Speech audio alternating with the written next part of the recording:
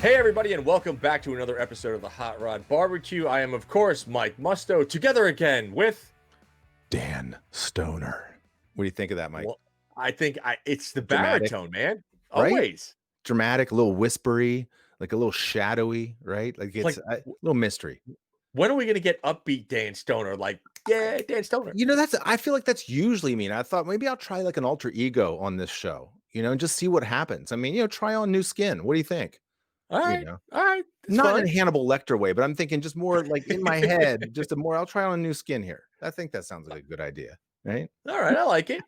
Well, so we are once again back on the barbecue. This is kind of a fun episode that's going to steer people in a little different direction. We're going to be talking to a gentleman by the name of Vinny Russo from Curated. Now, for those who don't know, Curated is a vintage exotic car. I don't want to call them a dealership per se, but a vendor of specialty vehicles. Let's put it like that. Vinny's going to talk about what it's like to be in that industry of cars starting at over $250,000 and that go up to the millions, Million, is that right? million plural, Mike? Is that what you Millions plural. more Oh than yeah, 1 million? More than 1 more million. than 1 million. Wow.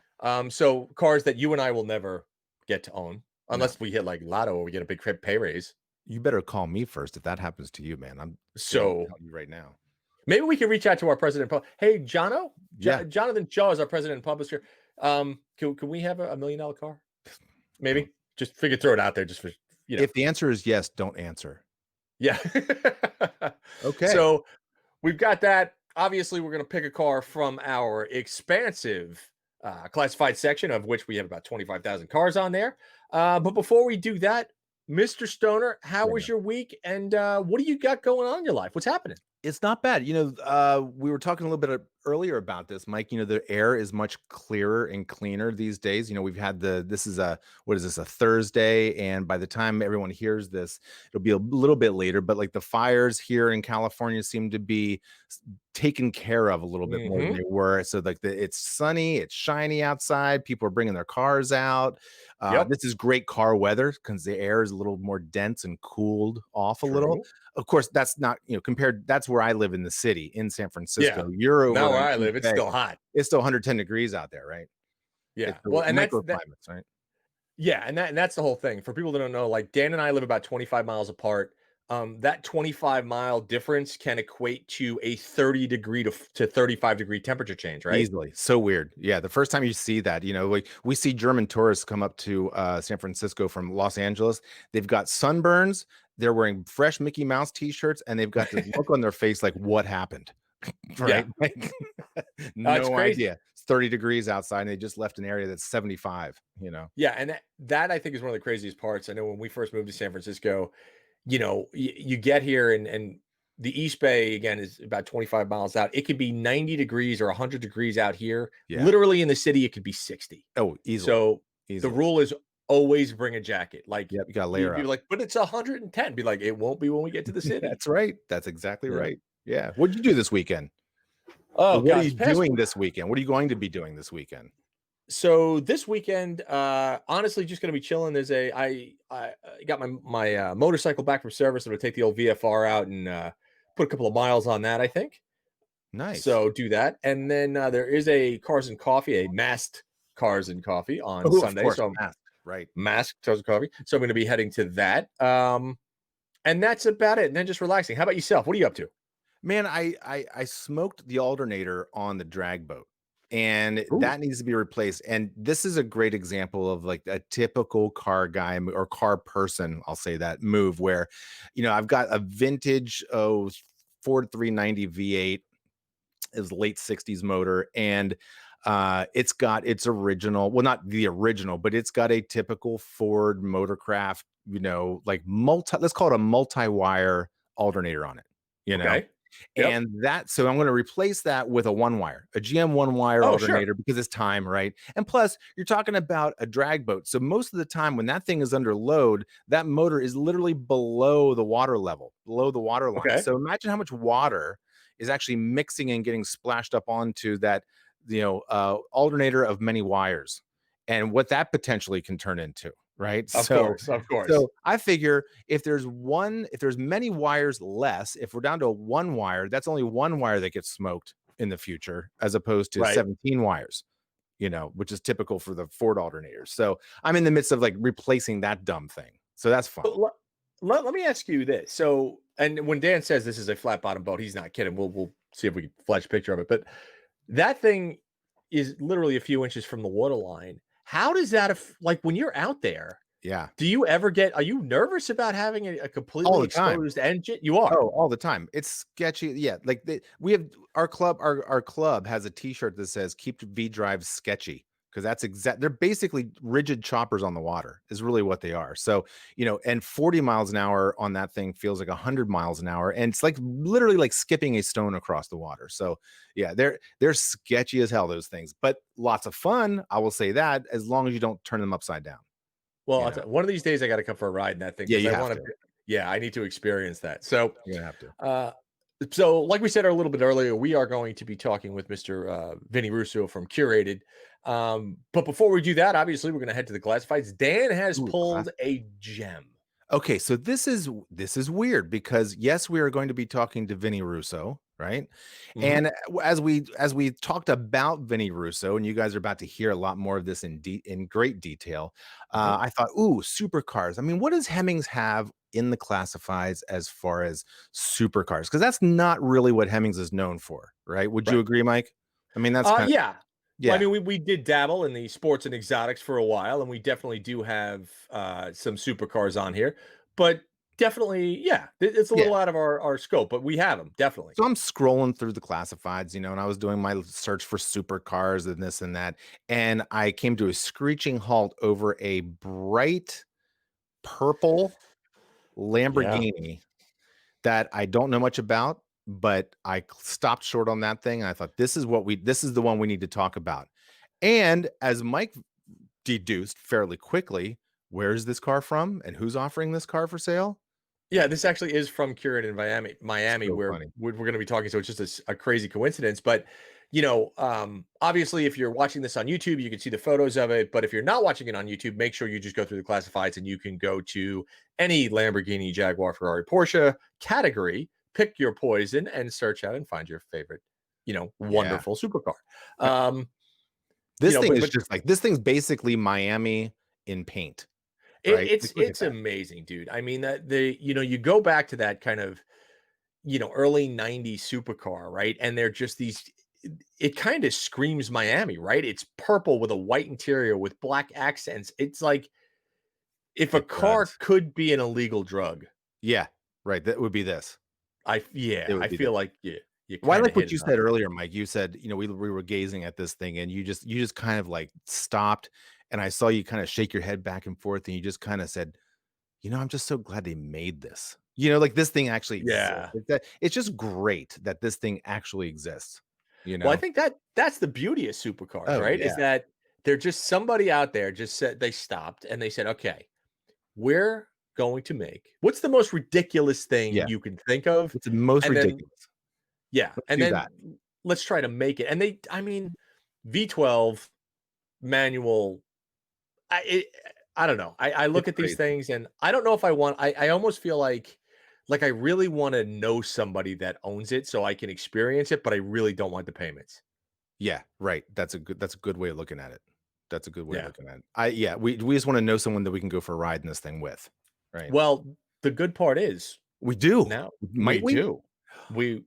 We do. So, ladies and gentlemen, we're going to take a short 5-second break or so. We are going to come back with Mr. Vincent Russo from Curated. He's going to tell us all about the plethora of vintage supercars, what they are like to drive, what they are like to maintain, who buys them, and why you should save your pennies. Right. Because maybe one day you too will have a vintage supercar. So, we will be right back.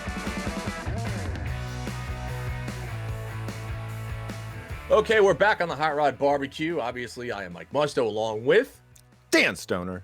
Dan You see Stoner that was and a little aggressive. Was that a little aggressive? it's definitely more aggressive than you usually go baritone low, I was Dan trying to go Stoner. Dan The Quiet Storm, Dan Right. Stoner, right? That's the general stoner right there. Yeah, Yeah. okay. All right.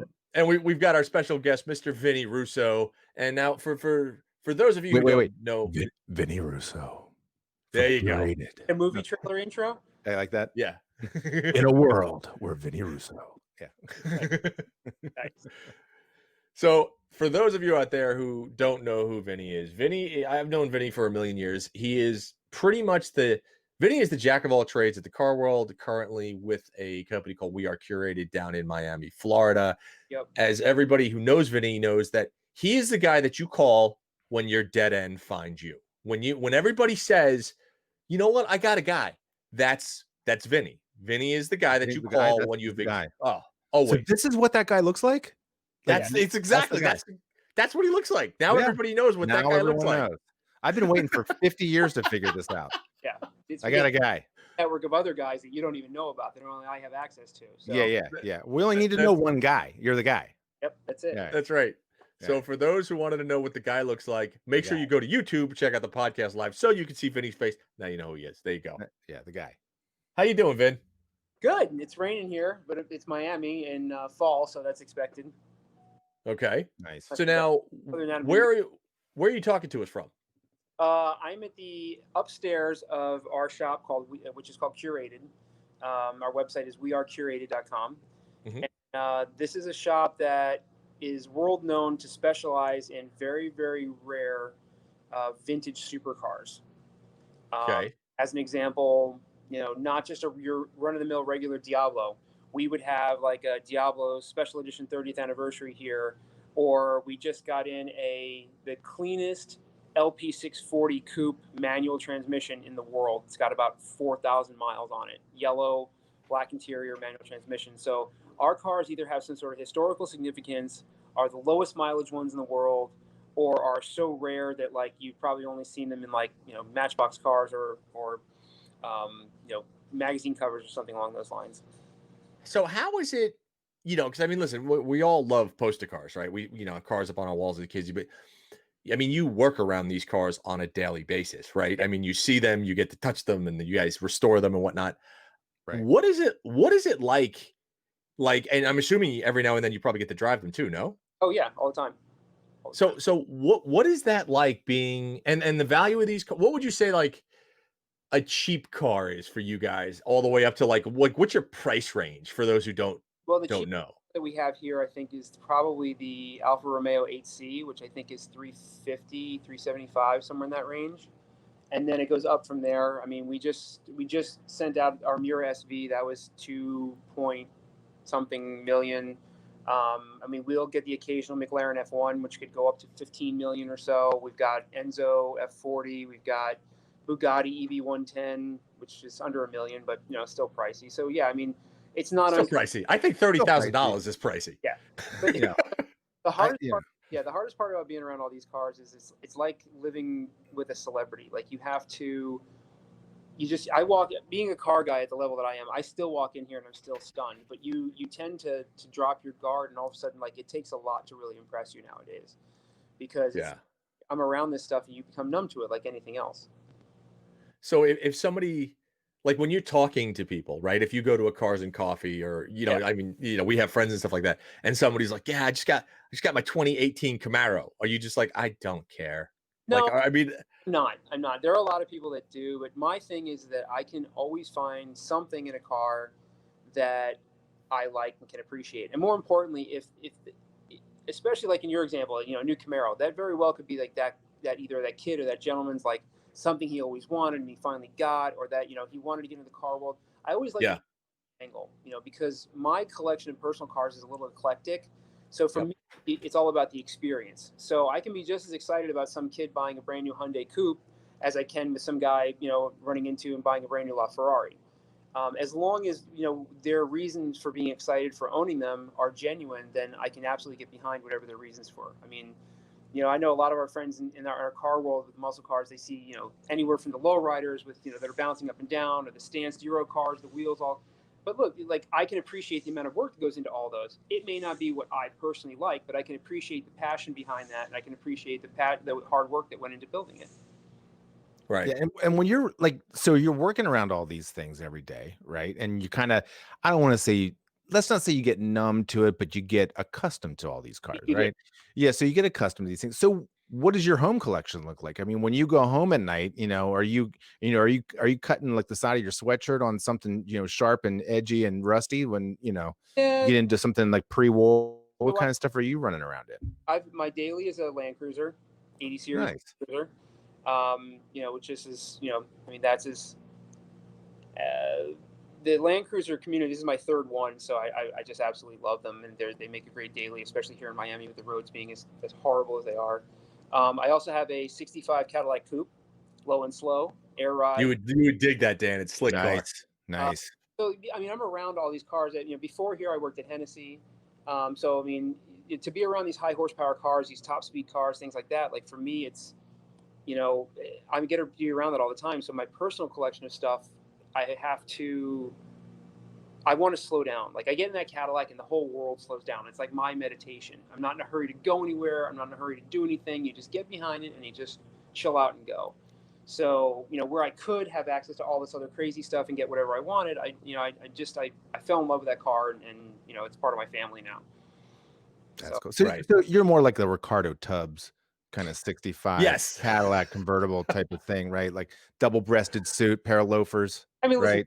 wrong. Yep. I've had everything you can think of. I've had mini trucks with convertible tops taken off. I've had, I did a whole run with the import scene, where I had my fair share of Honda Civic hatchbacks and nitro charged Acuras and stuff like that. So, I've had, I built a Generation 2 Viper. I'm currently working on a 96 GTS blue and white coupe that I'm adding to the collection as well. So, I mean, I've had lifted trucks and off-road stuff. So I've experienced. Again going back to it, like being as a car guy, I've tried to experience a little bit of everything, you know, in my collection because for me to know. I mean, I had a Cayenne GTS, I had a Mazda RX-7 first gen, I had I mean, you name it. I've probably had some sort of example of it just to know what it was like.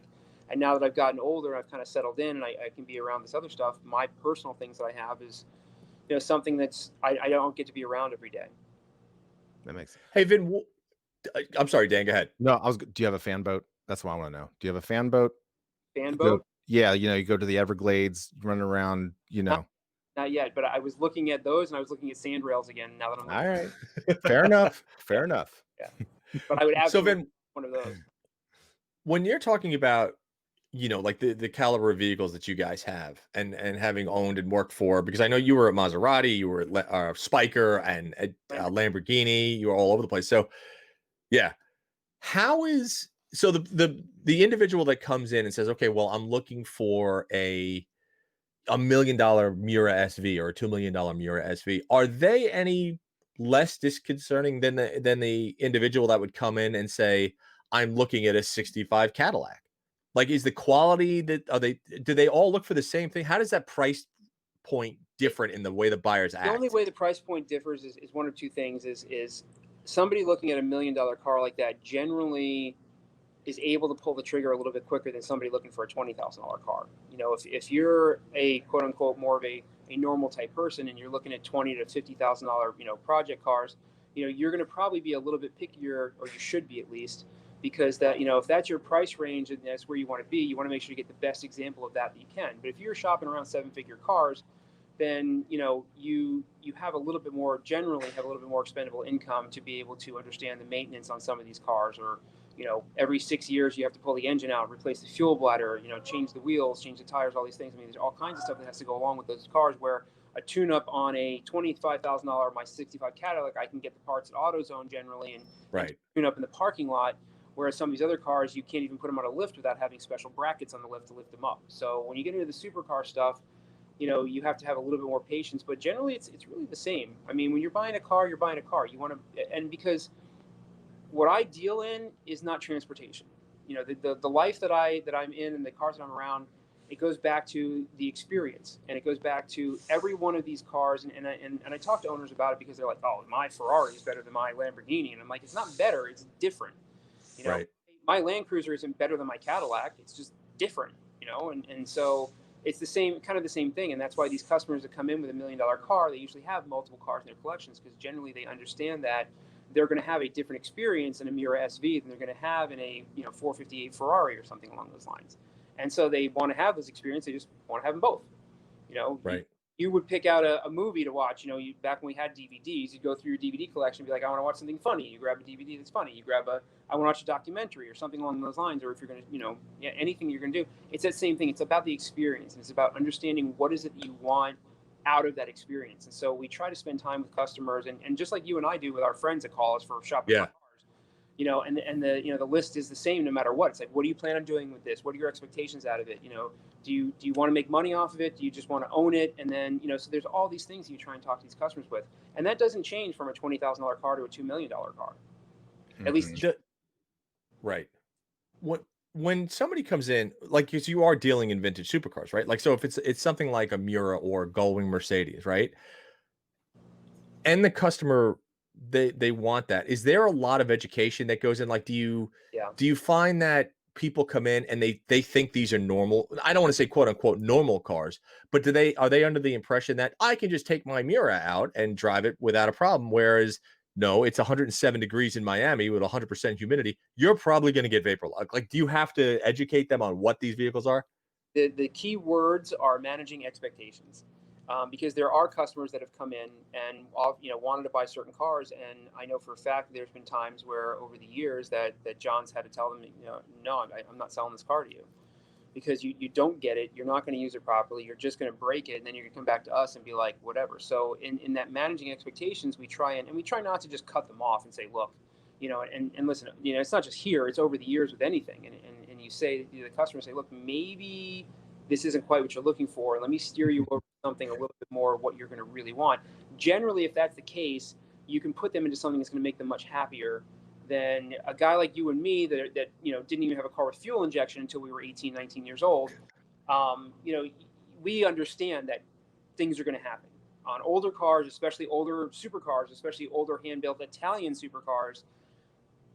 Part of the panache of having it is showing up to the event is just the fact that you made it there. Wait, I know exactly what that feels like. Actually, I don't know. Having the background of your screen, you understand exactly what I'm talking about. But that's part of the fun. When Mike did his road trip with his TA, you know, and had all those issues. That's part of the fun of what we deal with. And so it's Anna's walking through. Okay. So that's, you know, that's what we try and do. We try and just make sure that we're managing expectations with these guys and saying, look, I know you really, really want this Diablo Roadster, you know, but understand that, you know, it's got to stay on a battery charger. It has to be run every 14 days. You can't just park it, you know, because a lot of these people, they if you're going to enter your horse in the Kentucky Derby, you're not going to stick it in a barn all year and then take it out for the race, run it, and expect it to do well in the race. Right. You have to train these things. And a lot of these older cars, whether it be, you know, some of the muscle cars you have, or, you know, my Cadillac and stuff like that, they need to be used, and they need to be brought up to proper operating temperature and exercised a little bit so that the older ball joints can get their proper lubrication, so that everything happens in the engine and gets up to temperature. If you just let them sit, your battery's going to die. The fluids are going to coagulate. I mean, there's all kinds of things that happen. So if a customer is not going to take the time to understand what it takes, the responsibility of owning an older car that can have a little bit of a personality, you know, we tend to try and steer them away from one of those because we just know they're going to come back as a headache. I'd rather them get into something else, be happy, and when they're ready, they come back to us and say, okay, now I get it. Now I want something that may or may not work on Tuesday. Right. I've got that car for them if they need something like that doesn't work on Tuesday and Wednesday, if that's an upsell, you know. Well, that's just how it is in that world, you know. Well, dude, so to that, so Stoner's actually building a car, and Dan, you can talk because Vinny will get a kick out of this. Stoner is building a car that's meant to be driven 20 minutes at a clip. That's it. At the most, and that you might not even survive that, actually. So, you know. But that experience you want to have in that car, you want 20 minutes of nothing but pure bliss. So you're basically building a rolling cocaine snort. That's pretty accurate. That's fairly accurate. You're building a rolling bump. That's what you're saying, Vin. Yeah, that's so Vinny, I just call it that. Dude, that's so Miami. Vinny, that is so Miami. You can see the white and white awesome. I have here, along with the Ferrari Daytona. You would definitely think you know where you're going. That's awesome. New name. I feel like, yeah, totally. Right. Yeah. I feel like Miami is I don't want to generalize, right? But like, no, you lived in I mean, come on, Vinny, you've lived in LA. You now live in Miami. Right. Have you seen a difference in the car culture in Miami Big, to Los Angeles? Oh, you have. So yes. explain that. How has that been different? Because Los Angeles, the car culture there is a lot of the newer cars, and it's a lot of, they have the most amazing roads to be able to drive them on the canyons. So you see a lot of the cars and coffee are cars that are actually, the collections may not be as big. So the collections of the guys that have 10, 15, 20 cars, even 5 cars or 4 cars, because you can't park them. You don't have anywhere to put them. So Mhm. generally in LA, from what I saw, was these amazing cars. The guys may have one or two. They built to drive in the canyons. They built to do something specific, and that's their baby. They put everything into that. Here in Florida, you have a lot of room and a lot of resources because it's so inexpensive to do everything. Gas is half the price, if not less than what it is in California. The real estate market's a lot lower, so you can have a house with a 4-car garage. So you tend to have more volumes of cars and a more selection. And the roads here are flat. I mean, the most elevation change I get is on an off ramp. So Yeah. I don't have the canyons that you guys have in California anymore. So yes, the reason for driving them is so you see a lot of really big supercars here, daily driven. I mean, your 458s, your Huracans, your Aston Martins are all very, very prominent in front of the hotels, in front of the restaurants, because they're just those are great cars to have down here. In LA, that might be a little bit more of a special car, and the dollar amounts are different, and the culture is a lot different with the South American influence here. Hmm. You can tell you can just tell the influence is different. The brighter colors, the more a little bit more on the edge of what normal people would think are uh, tasteful, I guess is the word. So That's a good way of putting it, like, so delicately put. That's so good. Or lean on that and what the definition of that is here in Miami, because everybody's about showing up to a nightclub and with something really neat. So yeah, Mhm. culture is a lot different. It's all the purpose for having the cars is different, and there's a lot more of them. LA is a big area, and there's a lot of money there. But believe it or not, I'm pretty confident that the concentration of super Miami area are way beyond what it is in the LA area. So, with the cars that you have in there right now, right? So, how is and again, it's every driving experience is, as we all know, Yeah, is different, right? Is there something that, based on what you've driven since you've been at Curated, that you've been like, this is amazing, or this is an utter letdown, or and again, this is I guess it's managing your own expectations yeah. of maybe never meeting your heroes, but what car have you driven that you didn't think was going to be great, and you were like, this is mind-boggling? The XJ220, which I had been around and been in before, but now that I got some time to spend with it, it's a huge car. You don't realize it from the pictures, but if you ever see one in person, it's long. It's got to be probably close to 17, 18 feet long. I'd have to measure it, but it's huge. And But that's the Jaguar, correct? Jaguar, yeah, the one that had the top speed record of 220, the twin turbocharged V6. So we're one of the only shops in the country that will perform an engine out service on that car, which needs to be done every 6 years. And so I have 4 of them in the shop right now. Wow. And to be able to get to drive them, like it's such a purpose-built supercar, but like the interior is such a cockpit for being in the early 90s versus what else was out there.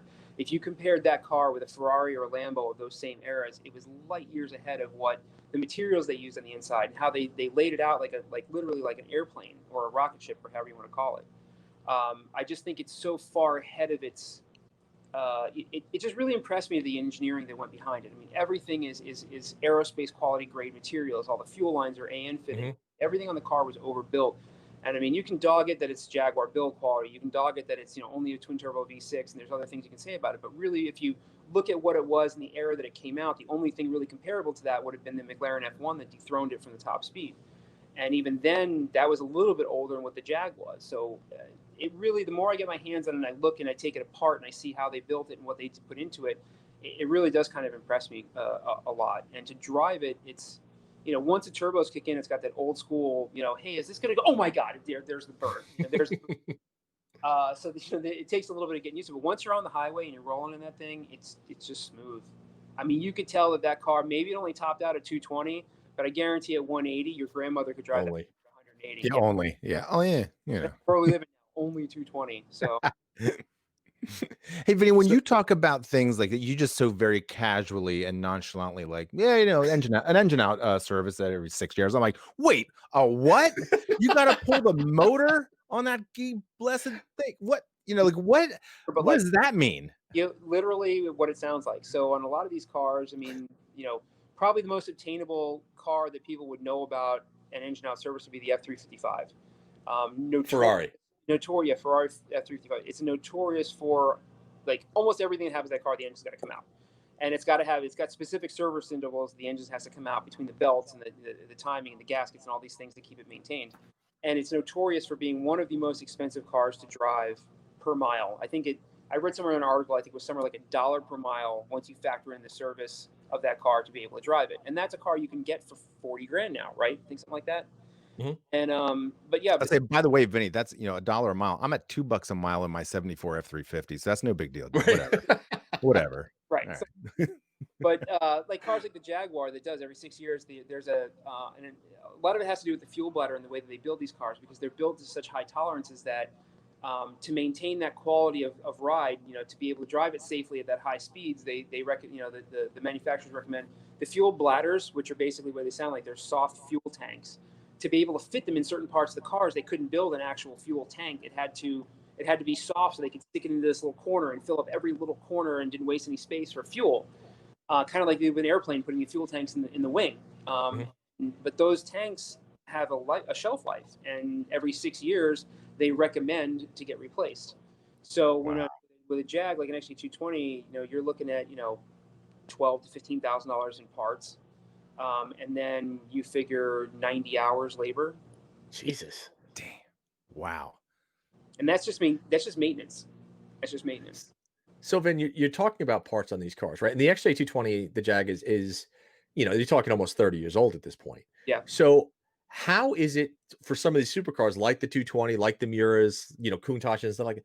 What's it like getting parts? Can you still get them? And if you can't, do we have the technology now? Like, are we 3D printing parts now? What's that like? All of that. So one of the reasons I'm here is because of what Mike so generously gave me an introduction is the fact that everything for me is a phone call away based on the network of people that I know. Also, my due diligence in a lot of these parts and being able to identify. The lucky thing is that these manufacturers very seldomly custom used parts, specific wear items that were only for that car. For instance, like we have a Cizetta, V16 Cizetta, which is something that most people don't ever know about, but it was the original Diablo designer spun off after Lamborghini let him go, and he went off and designed his own car. And we bought one example of it. It's a blue car, and it's two Ferrari 308 motors mounted longitudinally in the back of the car, and it's a V16. And you would just think that everything in this car is just completely, off. Nothing's off the shelf ever. But when you get into the parts that are we had to put fuel pumps on it. So as we took it out, it's a Bosch fuel pump. Okay, so that's good. It's name brand. I should be able to track it down. And then once you cross-reference the Bosch part numbers for that, you find out that it came out of like a 86 Lancia. And you can call over to Europe and pick up I think the fuel pumps literally came out of a Lancia from like the late 80s, and he just repurposed them and used them because the way they fit, it worked for him. And so I'm still able to get parts like that.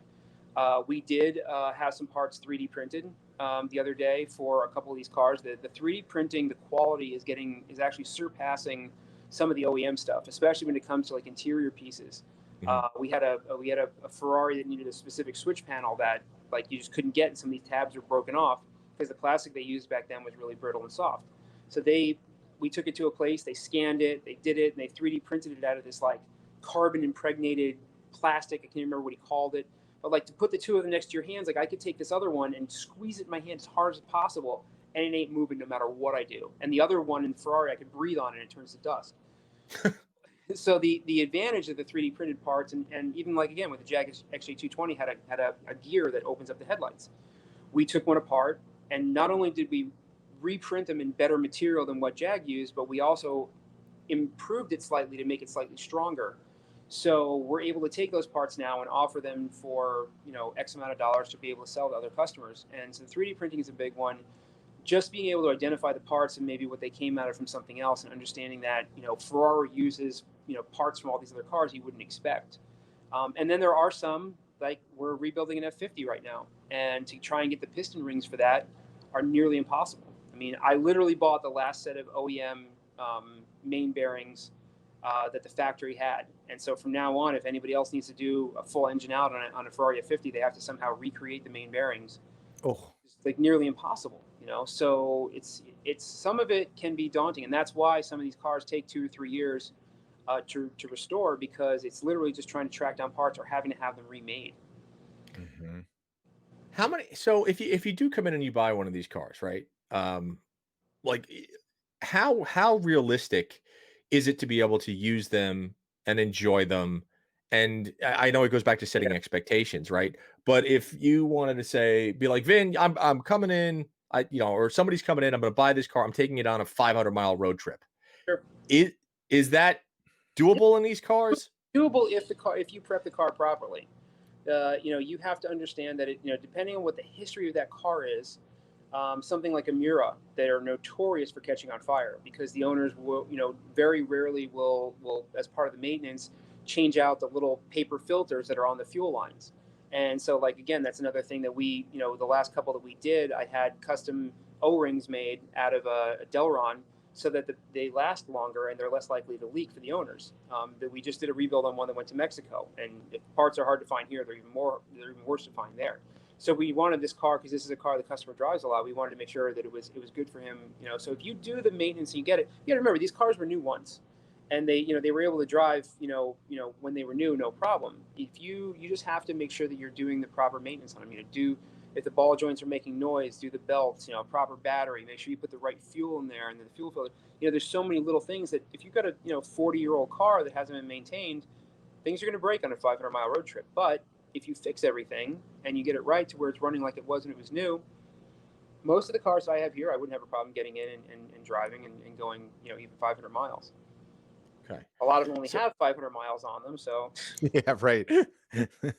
so that's another question, right? So how how does that really affect the value of the car? I mean, because mileage is, I guess, it's subjective, but and I think all three of us have talked about, like, we'd all rather buy an older car that's been maintained and driven and has miles on it than something that hasn't been driven in 20 or 30 years. So do a Miura that comes in that has 500 miles on it, right? Is that worth more than one with 30,000 miles on it, or on, is that worth less?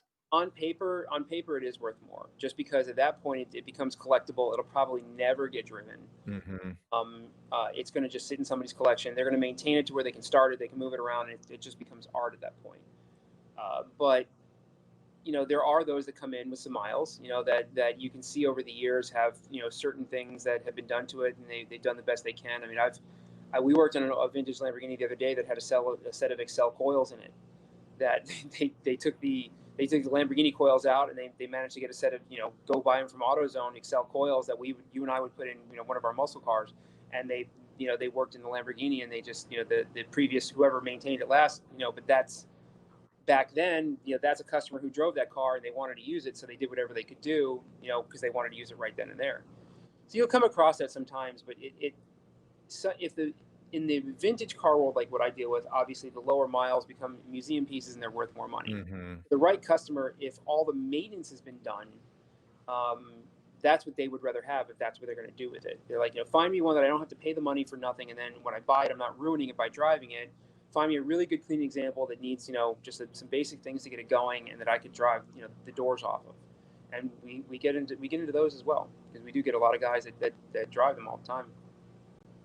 So what's an example of a high mileage supercar? Like, have you seen stuff with mileage on it that's Yeah, all like road shipped up where you've been like, this is awesome? Like, yeah. give me a story like that. Over, Like, give me over, an example. over the years, I mean, working at Lamborghini, I had customers with Gallardos with 75, 80,000 miles. I've seen Diablos with 75,000 miles. Some of these guys daily drive. I mean, there are stories of guys out in Europe. Some of my colleagues, when I worked at Lambo, there were guys that had some of those, like even a Murcielago with 100,000 kilometers on it. So, yeah, I mean, I've come across my fair share. I mean, some of the weirdest thing, I mean, I've seen, what was the one? We had uh, a Dino here with 125,000 miles on it. Really? Wow. Yeah. Yeah. Had like an HOV lane sticker on their back quarter, and right? Yeah. I maintained it. He brought it in for some tires and just do some belts and just go through the fluids, and it didn't need anything other than that. It ran fine when it came in. We did a couple of basic things, and he took off and just drove it home and did his thing. Wow. Stopped at the That's grocery great. store on the way home, you know. Yeah. Yeah. Do so it's weird, but they do it. So then what would you consider, or what would Curated consider as, and is there one, an American exotic? Do they exist? What would be an example of that Oh, I mean, in your mind? the Viper GTRs, those were rare, and we've actually had a few low mileage examples of those in there. Um, there's a handful of it. I mean, some of the Corvettes really aren't exotics. Even if you get into the split window coupes and all those other stuff, it's not really an exotic. I mean, the America didn't really have a supercar until you get into the. I mean, you could maybe say in its own way, some of the Shelby Cobras were supercars in their own right, but it's not really the definition that you wouldn't put that next to a Mura. You wouldn't put that next to a 512 BBI or something along those lines. So really, Right. until the Viper came around, we really didn't have an American supercar, and really in relation to all the stuff they're trying with the Corvette, but it's still not doesn't have that same special feel that the rest of these purpose built completely insane race cars have. So what about something like an S7 Saline, or a Venom, or something, or like something like that? Would that be considered American Yeah, exotic? I guess the S7 Saline could be considered an American supercar, American hypercar. I guess I kind of forgot about that one. The Ford GT, I guess you could definitely put on that list as well. Sure. You know, that's really, I mean, you can get into some of the Hennessey stuff, but I don't think it really qualifies as kind of a tuner car, really. I mean, Hennessey can take anything and turn it into a supercar, so it doesn't really matter. But yeah, I would think that the list of American cars is very short when it comes to that kind of stuff. Okay. So give me a good uh give me a good supercar story, because you and I have done rallies in the past, like cross country rallies. What's the craziest thing you've seen one of these ultra high dollar cars do, and where you're like, oh man, this is not going to end well? I mean, there's been all kinds of stuff. I've seen these cars go off road at speed. I've seen, I mean, craziest things. I mean, you've got guys like Chris Singh that will take their Koenigsegg and their Pagani or their Veneno Lamborghini, and they just, they take it to lunch, park it in the valet, and just go in and drive them like they're everyday cars. That to me is always kind of great. You've got guys that'll go out and track their cars, their Chirons and their Veyrons and their crazy stuff like that. So anytime I get a guy that actually use them, take them on a rally, do 3,000 miles with no paint protection, and just drive the wheels off of them and enjoy it, so to speak. We did the last rally on the Cannonball. We had a guy with a GT3 RS, and the windshields on those cars are paper thin, and he didn't even put any protection on it. And he's like, yeah, I go through a windshield every rally. He's like, I fully expect to have to replace the windshield every time. Oh, man. And he did. Jesus. He got a rock chip on it, snapped the windshield. He's like, yeah. He's like, I already have one on order at the shop. When I get back, I'm gonna have it replaced. I like that kind of stuff. I mean, other crazy stuff. I've seen guys, just doing donuts and burnouts in cars and intersections that you would never expect to see that. I've seen guys crashing things. I mean, we have friends of ours like Ferretti that's got videos of him pushing shopping carts around in Ferraris, and I mean, it's some people get angry at that stuff. You shouldn't be treating your car that way. That's and if it's a car that somebody maybe would have a poster of, and then this person's technically abusing it, it's like, hey, look, that's his car. That's what he bought it for. It's what he wanted to do with it. So, but I'm trying to think some other crazy stories. I mean, Well, let me ask you this. We've been saying he a lot. Do you get a lot of female customers in there? Do you get a lot of women that come in and look at these cars? more and more are actually coming in. I've seen guys would come in with their girlfriends, that they go out and they take their girlfriends or their wives out on some of these events. Now they want their own version of the car. In LA specifically, there was a lot. The Porsche, there's a whole gang of girls over there called Women in Porsche. There's a club that's actually getting to be international now.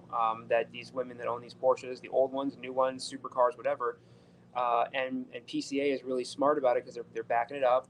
PCA in LA is run by our friend Jen. So she's obviously extremely female friendly. She's a car person as well.